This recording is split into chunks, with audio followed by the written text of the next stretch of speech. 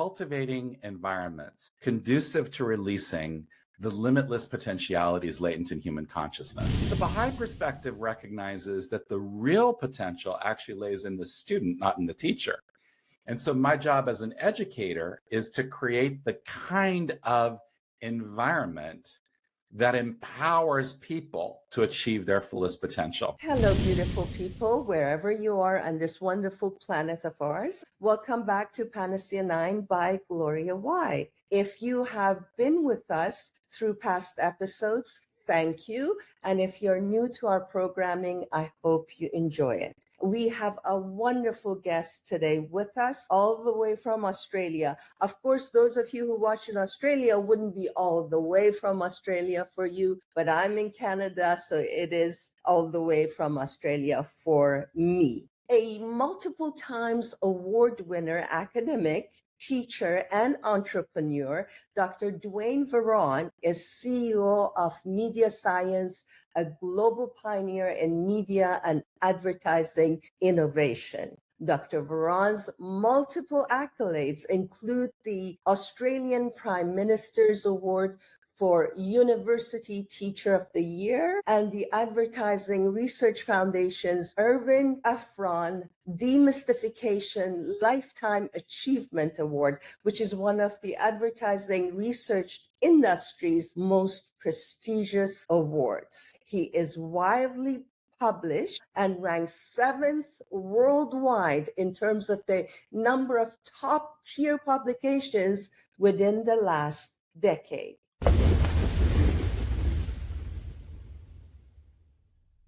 So, Duane, you're sort of like what I would call a Renaissance man. You've been, you've been an educator, you've been a researcher, you've been a manager, managing teams of research, and now you have your own business, an entrepreneur. So your experiences are vast, and your credentials are grand. It's so I don't know where to start. I have to pick a point. and I think the most exciting place to start is with that Australian Prime Minister's Award, which you receive as the best teacher in all of Australia, which is an amazing achievement. Can you tell us what you were teaching, where you were teaching it, and how that came about?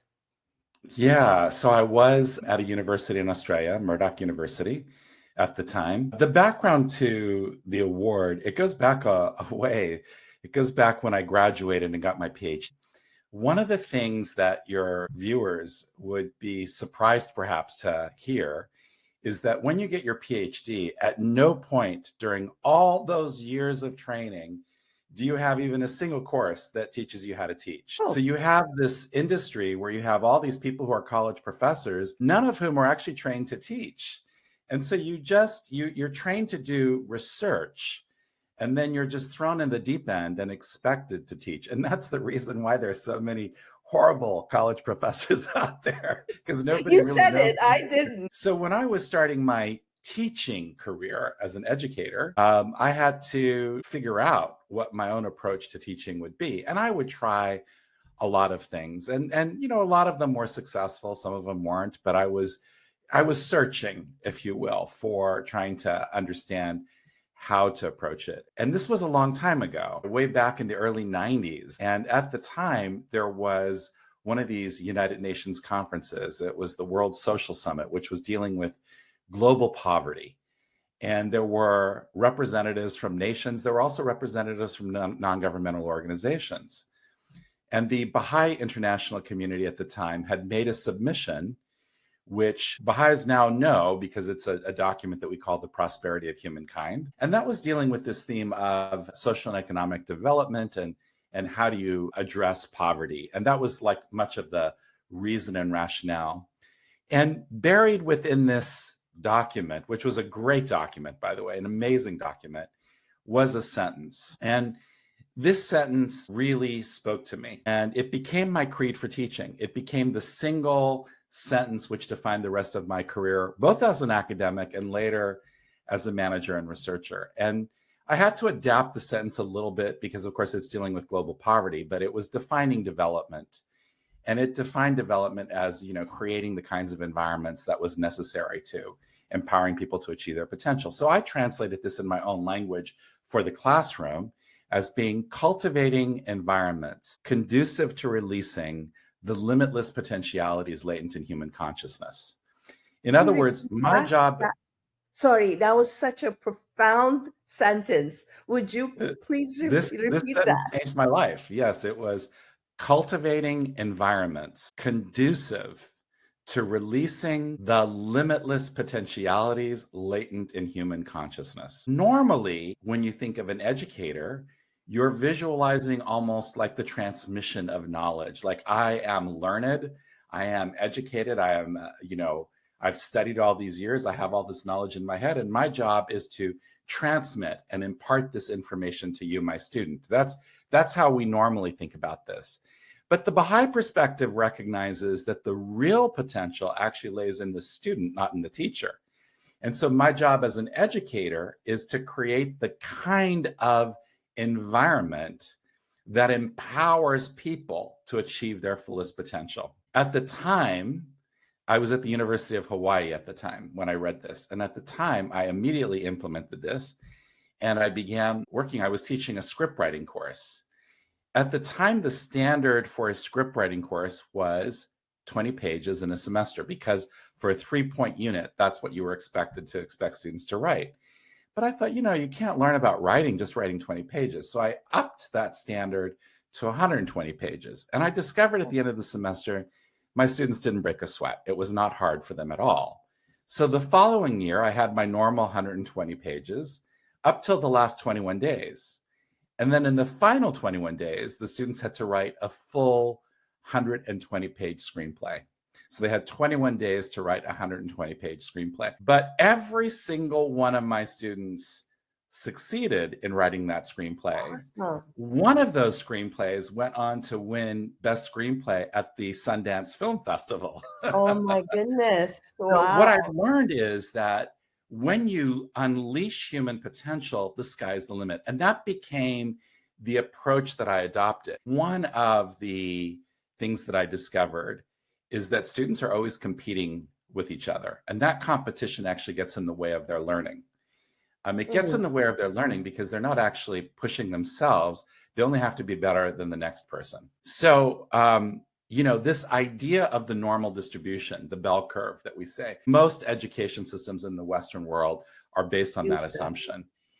And if I did nothing as an educator, if I just gave my students a book and if I said, I'm going to give you some exams, read this book, turn up, take the exam, I bet you I would end up with a relatively normal distribution. But, with people, if you motivate them, they can do incredible things. And so what I discovered was that my job was to motivate my students to break the normal distribution.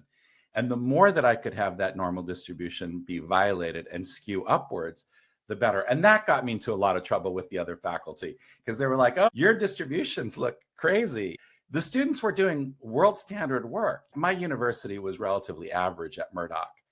But it got to the point where my students were so elite that people like the BBC would fly my entire class out to London for the opportunity to work with my students. So it got to this point where the quality of the output of our work was just so phenomenal. And the students, by the way, were very average students. I didn't pick the top students. I didn't pick the students who had the highest grades. It was the hunger they had to learn. That's what I was looking for. I discovered is that if they were hungry, if they were willing to join in this journey of actualizing their potential, and that was the reason why ultimately I ended up getting the Australian Prime Minister's Award. It was because companies around the world were flying our students there for the opportunities to work with them. Well, congratulations on that. Not just on getting the award from the Prime Minister, but for developing those students to that degree. You mentioned the Baha'i international community and the document that you cited. Because I've had other Baha'is on this program before, I've had to explain about the Baha'i faith, but just in case someone new is watching today and they may not be familiar with the word Baha'i, Baha'i is a a new worldwide religion. The Prophet founder Baha'u'llah was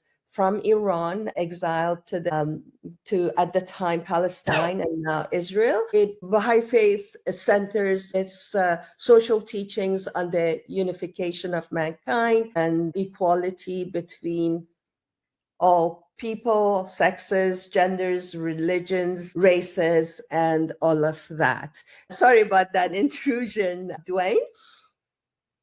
No, Now, the thing is that I once had there's a TV show in Australia called Australian Story, which is like a very, very, very popular show in Australia. It's on our you public tell me broadcast. you were the one who had a lawyer character that was a Baha'i. No, that was a great show. That was a wonderful Oh, show.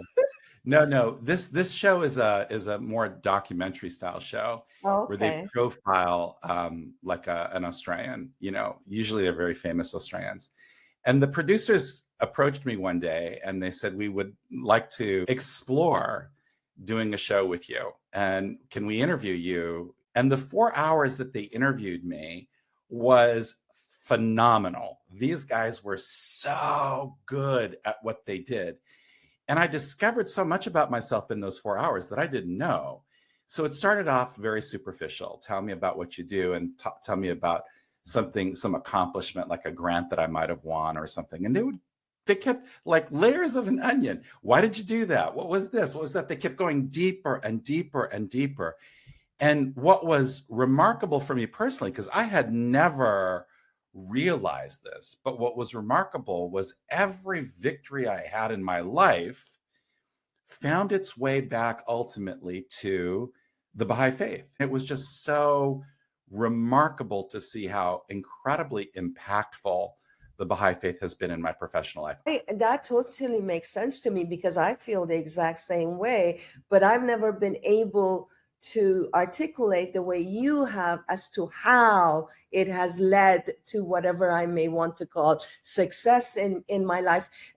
Anyway, let's move on. That's very interesting information.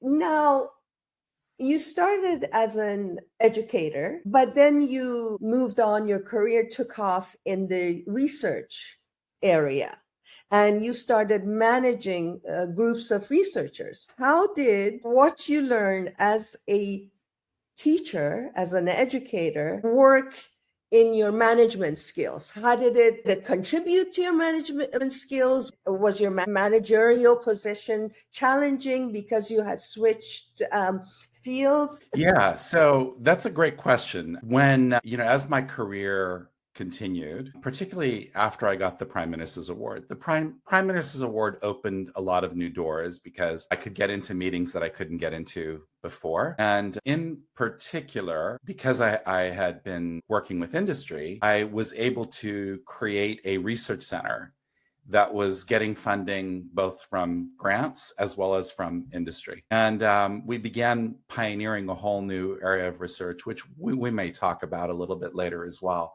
But anyway, we were doing this research and it grew very rapidly. And it soon got to the point within a few years, because of all the grants and the money that I was bringing in, where I had my own building at the university. So we were a flagship research center with our own building and with our own staff. Now, again, just as universities never teach you to become a teacher, universities never teach you to become a manager either. Now I'm in a position where I have a lot of staff and I have to manage them. And the question is, how do you manage your staff? What should I be doing as a manager so that my team can function effectively? So I began reading and I read a lot of management books. What I very quickly discovered is that these books are not based on empirical evidence. Management books are all very situational. They're usually about something that was successful, but successful under a very limited set of circumstances. And so you have all of these books that are written about management, and they're all about somebody who's successful, but they're successful within a very specific arena, again, very situational. So I was looking for books that were empirical in their foundation. Anyway, in the course of trying to figure this out, I developed a management philosophy. And it will not surprise you to Unleashing hear that potential. management philosophy was exactly the same as the philosophy that I had as a teacher.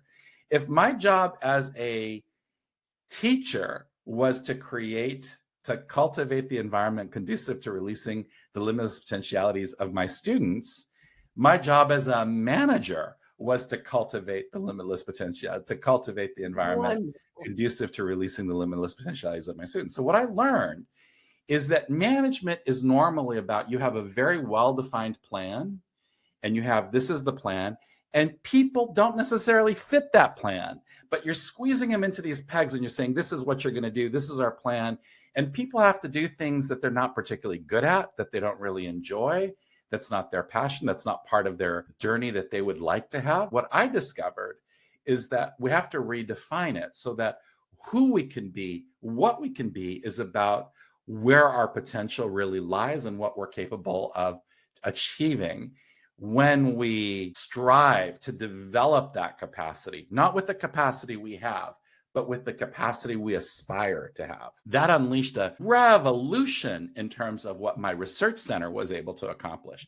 So this tiny, tiny research center that started off in my office, suddenly became this global hub of excellence out of Perth, Australia, where all the US TV networks and European networks and all that were just striving to get these insights.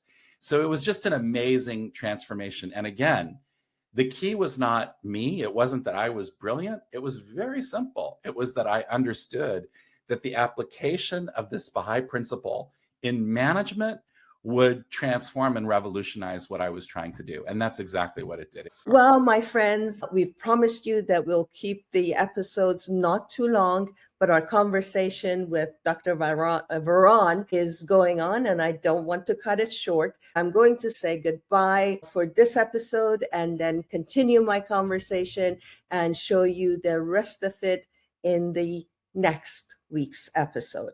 Thank you so much for tuning in. We appreciate you. We want your feedback. Please feel free to share your comments, whether they're positive or negative.